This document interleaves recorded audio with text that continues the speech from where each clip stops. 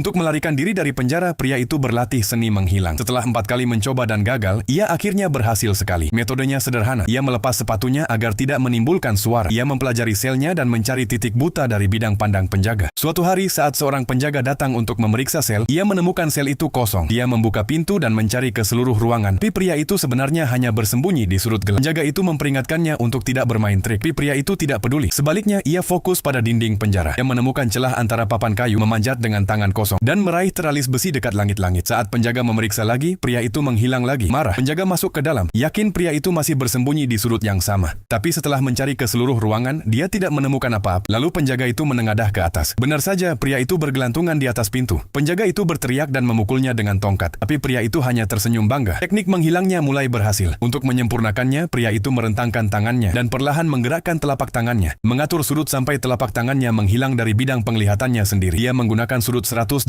derajat penglihatan manusia untuk mengukur titik buta dan bersembunyi di area tersebut. Kuncinya adalah tetap diam tepat di belakang penjaga, di luar jangkauan pandangannya. Entah bagaimana, ia benar-benar menjadi tak terlihat. Hari demi hari ia berlatih. Akhirnya ia menjadi ahli. Kini saatnya untuk membuktikannya. Saat penjaga memeriksa lagi, yang terlihat hanyalah setumpuk pakaian di dalam sel. Dia melihat ke atas dan ke bawah, tapi tidak menemukan pria itu. Ternyata, pria itu telah menyelinap ke belakangnya, meniru setiap langkah dan gerakannya. Penjaga itu merasa ada yang aneh, seolah pria itu ada di dekatnya. Tapi sekeras apapun dia mencari, dia tidak bisa melihatnya. Tiba-tiba, dia melihat bayangan samar di lantai. Itu adalah siluet pria itu. Penjaga panik dan mengayunkan tongkatnya, tapi pria itu hanya tersenyum. Pria itu telah menggambar mata di telapak tangannya, membayangkan bahwa ia melihat dari sudut pandang si penjaga. Dia tidak hanya meniru langkahnya, tapi juga menebak isi pikirannya. Ia bergerak selaras dengan tubuh dan pikiran penjaga. Dengan latihan lebih lanjut, tekniknya menjadi nyaris sempurna. Bahkan bayangannya pun tidak terlihat di dalam sel. Saat pemeriksaan berikutnya, penjaga kembali menemukan sel kosong. Frustrasi, dia bersumpah setidaknya akan memukulinya setengah mati. Namun setelah mencari kemana-mana, termasuk lantai, ia tetap tak menemukan siapapun. Tiba-tiba, sebuah tangan menghantamnya dari belakang. Pria itu menjatuhkannya. Saat penjaga mencoba bangkit, pria itu memukulnya lagi dan melemparkannya keluar dari ruangan. Penjaga itu ketakutan. Pria itu telah menjadi seperti hantu, tak terlihat dan tak tersentuh. Namun saat pria itu bersiap untuk kabur dari penjara, ia diberitahu bahwa ia sudah menjalani hukumannya dan bebas untuk pergi.